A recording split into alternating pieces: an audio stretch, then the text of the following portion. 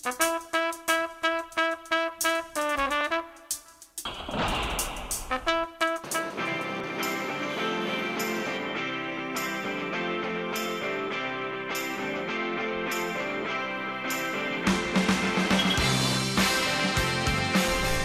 bansang unti-unti na nagiging techie, may mga bagay tayong nakalimutan o nalaos. Ano-ano? Bicycle, bicycle, bicycle. I want to ride my bicycle, bicycle, bicycle. Sa loob ng 20 years, tibay ng binti at lakas ng boses ang naging puhunan ni Mang Bart sa trabaho niya. Daig pa niya ang mapa, kabisado na niya ang pasikot-sikot na Maynila. Pero huwag ka magkakamali na dagdagan ng sobrang letra ang trabaho niya. Taga at hindi manggagahasa si Mang Bart. Ang kanyang specialty, gunting, nipper, kutsilyo at itak. 1979, ako nag-umpisa mag-asa hanggang ngayon. Yan na talagang natutunan ko na bigay sa akin ng Diyos yung pag-ahasa talaga sa pamilya ko. Dati, house to house ang racket niya. Pero ngayon 3-5 na ang mga kutsilyo at wala na yatang gumagamit ng itak bukod sa mga lasing na nag-aamok. Pumurol na rin ang kita ni Mang Bart. Minsan magpapahasa nga, 2 gunting, makapahasa na lang, 1 na lang kasi wala raw pera.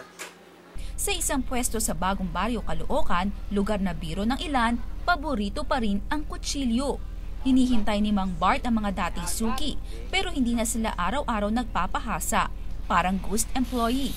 15-30 na rin ang dating nila. Ang talas ng gunting, pag sinalat mo magaspang, hindi maganda ang talim noon. Pag pinong-pino ng talim at ginupit ko sa tela, pinong-pino siya, yan magandang talim noon. Maganda naman, matalim, maabot ng mga 1 buwan. Kahit mapurol na gunting ko, sugat-sugat ng kamay namin, no? Kasi mapurol na, inaantay namin siya.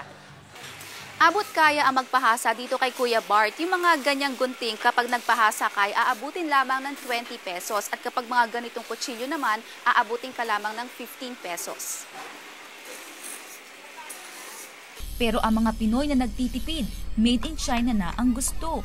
Kaya't ang mga vasyador, barya-barya na lang ang ganansya.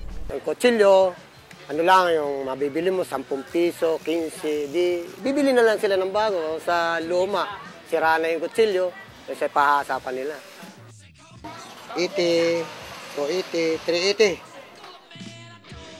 Sa araw na ito, swerte si Mang Bart, pero hindi na raw niya alam kung hanggang kailan tatagal ang swerte. At sa panahon na disposable ang mga gamit, baka patapon na rin daw ang hanap buhay ng mga tulad niya. Naomi Deirit po. Hasa! Hasa! Dokumentado.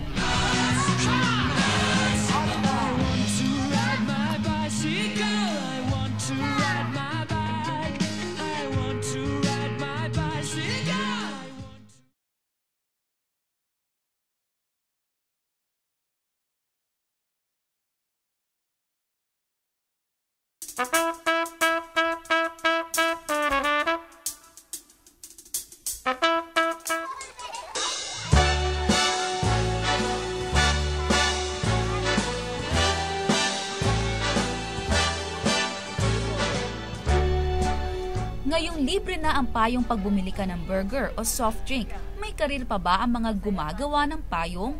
Start spreading the news. Oo, pag tinanong mo si Rodrigo Lumaad o mas kilala sa nickname niyang Digoy Taba. Higit 10 taon ng surgeon ng payong si Digoy. Sa kanyang trabaho, literal na weather talaga ang pasok ng kita. Panahon yan eh. Kikita kami pag may ulan. Pero pag mga ordinaryong araw, yung masikat yung araw, bihira. Ako mismo, alanganin kung may nagpapagawa pa ng payong ngayon. Kaya sinamahan ko si Digoy. Kalahating araw na kaming rumuronda, nakakatatlo pa lang kaming customer. Ang pinakamurang repair, 20 pesos. Mahal pa ang presyo ng isang 1.5 na soft drink. Pag sinilip ko, wala akong piyesa nito. Ngayon, naghihinayang ako na pakawalan ko yun kasi pera yun eh. Pag ginawa mo pera, ngayon isipin ko, kukopyahin ko na lang yung piyesa mo. Kasi pag pumunta ka pa sa bayan, di ba, mamamasahe ka pa. Kung dito, dadaan na lang siya, kapitbahay lang namin siya. Rihanna, good girl going back. Pagdating ng hapon, pumupwesto si Kuya Digoy sa lugar na ito malapit sa palengke. Kapag hindi siya swerte sa pag-iikot, dito siya umaasa na makakuha ng customer mula sa mga dumadaang tao. Noong araw, sisiw daw kay Digoy ang makarepair ng 50 payong. Pero ngayon, si Digoy taba, payat na ang racket. Jackpot na raw ngayon kung maka-10 payong siya sa isang araw. At ang mga customer, kulang na lang, bansagan niya na Barack Obama. Nung araw, yung pag lumabas ka ng bahay, sigurado may pag-uwi mo, may kikitain ka. Ngayon, pag tinawag ka ng customer, presyo mo ng 20 para nag-aalangan pa magbayad. Gawa ng napakamura ng payong ngayon. Sabi ni Digoy, honesty ang kalidad ng trabaho at honesty sa customer ang puhunan niya. Pero alam niya, hindi kayang tapatan ng bait at galing ang kompetisyon, lalo na ngayong halos ipamigay na ang presyo ng payong ngayon. Iisipin mo, magpapagawa ka 20, 30, tapos ang payong 45 lang, buy one take one pa. Di pag nasira yun, tapon na lang. Di wala na magre-repair, wala nang kikitain yung mga nagre-repair na ganyan.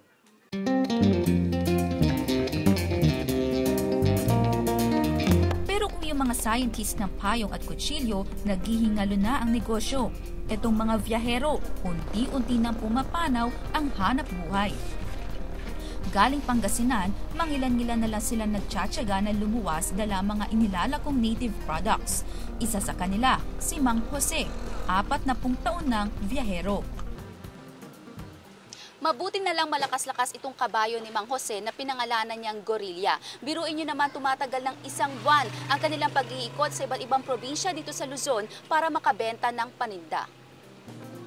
Sila ang mga gypsy ng Pinas, walang uwian, kung saan abutin ng gabi, doon na sila magpapahinga kasama ang mga pet nila. Sala sa init, sala sa lamig at ulam, at madalas kumakalampa ang sikmura.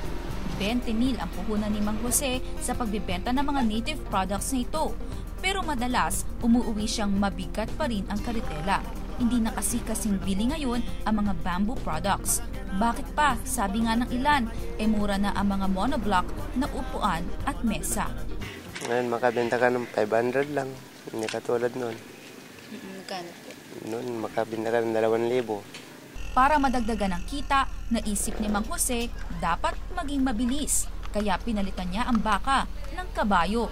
Oo nga naman, mabilis ang 1 horsepower kesa 1 cow power. Pero dito nadiskubre ni Mang Jose, wala na talagang hatak ang paglalako ng mga panindang bamboo. Kumbaga sa artista, laos na. Siyempre, matatalo kami ngayon dahil mabenta yun. Yung paninda namin, mahal na. Marami sa mga biyahero naging bulalo o corned beef na ang mga tagahatak na hayop at ang mga karwahe permanente nang iginarahe. Pero si Mang Jose, never say die pa rin ang motto.